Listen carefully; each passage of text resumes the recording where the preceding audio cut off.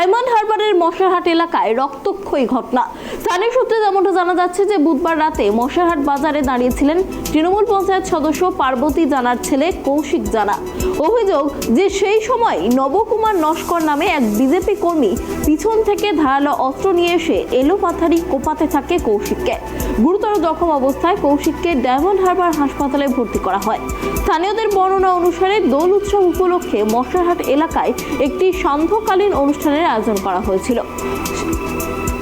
এই বিষয়ে আরো বিস্তারিত কথা বলবো, আমাদের সঙ্গে রয়েছে আমাদের প্রতিনিধি গোপাল। গোপাল, দেখো যেমনটা জানা যাচ্ছে সামনেই আসন্ন লোকসভা নির্বাচন, আর তার আগেই রক্তাক্ত হলো ডায়মন্ড হারবার। তৃণমূলের পঞ্চায়েত সদস্যের ছেলেকে ধারালো অস্ত্রের কোপ, বিস্তারিত কি জানা যাচ্ছে?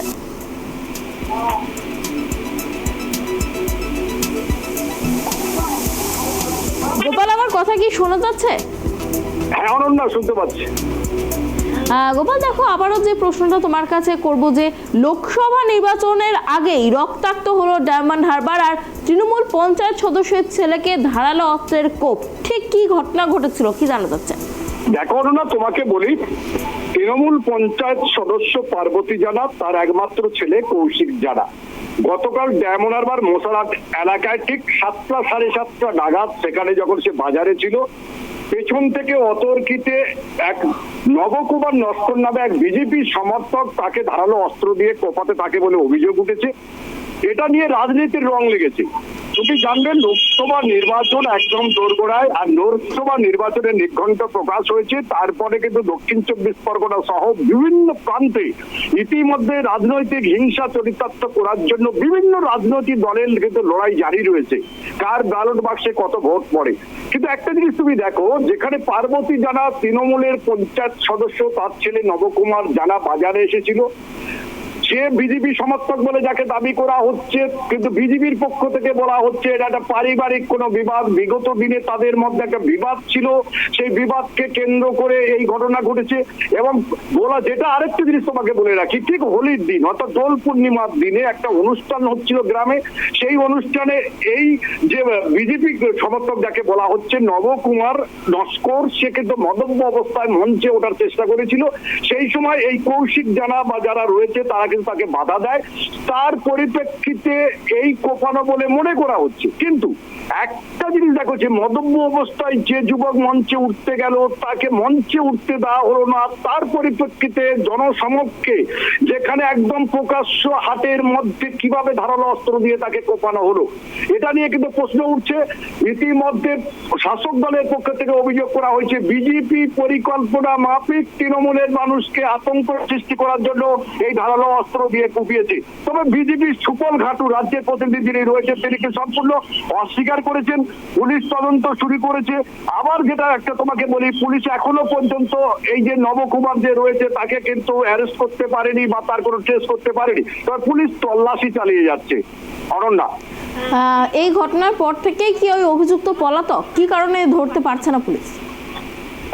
পুলিশ তাকে ধরতে পারছে না, তার এখনো পর্যন্ত কোনো খোঁজ খবর পাওয়া যাচ্ছে না। তবে চিরুনি তল্লাশি শুরু হয়েছে, আশা করা যাচ্ছে ধরা পড়বে।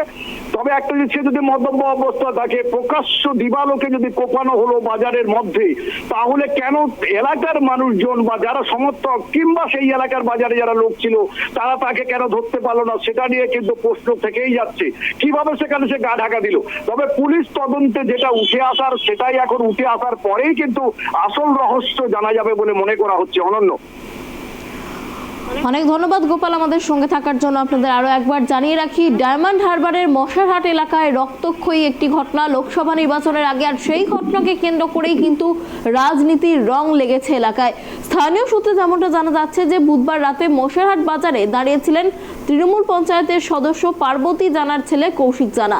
আর অভিযোগ, সেই সময় নবকুমার নস্কর নামে বিজেপির এক কর্মী পিছন থেকে ধারালো অস্ত্র নিয়ে এসে এলোপাথারি কোপাতে থাকে কৌশিককে। গুরুতর জখম অবস্থায় কৌশিককে ডায়মন্ড হারবার হাসপাতালে ভর্তি করা হয়। স্থানীয়দের বর্ণনা অনুসারে যে দোল উৎসব উপলক্ষে মশারহাট এলাকায় একটি সান্ধ্যকালীন অনুষ্ঠানের আয়োজন করা হয়েছিল, আর সেই সময় মদ্যপ অবস্থায় নবকুমার নস্কর স্টেজে উঠতে চেষ্টা করেন, কিন্তু কৌশিক জানা তাকে বাধা দেন। এই নিয়ে দুজনের মধ্যে কথা কাটাকাটি হয় বলে অভিযোগ। আর অভিযোগ যে সেই রাগেই নবকুমার ধারালো অস্ত্র নিয়ে কৌশিককে আক্রমণ করেন। যদিও বিজেপির তরফে দাবি করা হয়েছে এটি একেবারেই পারিবারিক একটি বিবাদ, কিন্তু অন্যদিকে শাসক দলের তরফে যেমনটা দাবি করা হচ্ছে যে বিজেপি ইচ্ছাকৃতভাবে লোকসভা নির্বাচনের আগে সন্ত্রাস সৃষ্টি করতে চাইছে।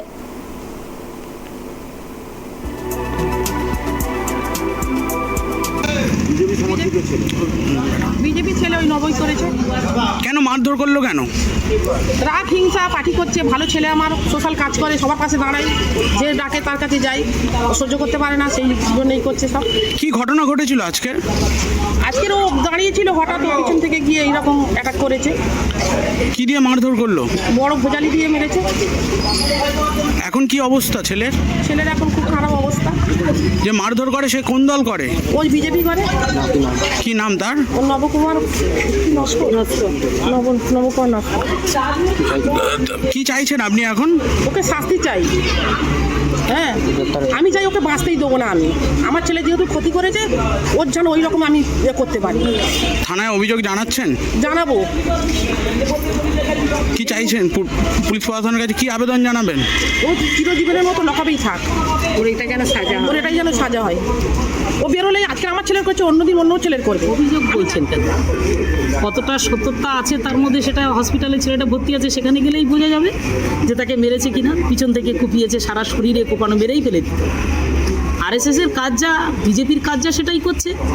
সামনে নির্বাচন, সেই নির্বাচনকে কেন্দ্র করে আজকে তো তৃণমূলের একটা দুটোকে মারলে হয়তো তারা ভয় পেয়ে যাবে এটা ভাবছে, কিন্তু আমরা তো ভয় পাওয়ার যন্ত্র নই।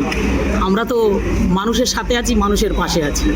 অভিষেক বন্দ্যোপাধ্যায় আমাদের যে শিক্ষা দিয়েছে, আমাদের লড়াকু নেতৃত্ব, আমাদের শামীম রয়েছে, আমরা প্রত্যেকে রয়েছি, আমরা কিন্তু কাউকে ভয় পাই না।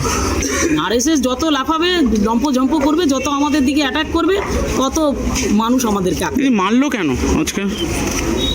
আক্রোশ।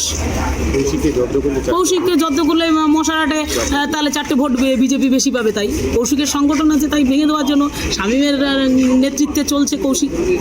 শামীমের নেতৃত্বে চলছে মানে কৌশিককে জব্দ করলে হয়তো শামীমকে ভয় পেয়ে যাবে, এইসব ভাবছে। যা উটকো ঝামেলা, যা যেটা বিজেপি আরএসএস যেটা ভাবে, এরা তো মানুষ মারার খুঁড়োর কল পেতে রেখেছে না। কখনো ধর্ম, কখনো অস্ত্র, কখনো ধর্ম নিয়ে করছে, কখনো অস্ত্র নিয়ে করছে। আপনারা কি দলীয় প্রতিনিধিত্বের পক্ষ থেকে থানায় অভিযোগ করছেন? নিশ্চয়ই করবো, কেন করবো না?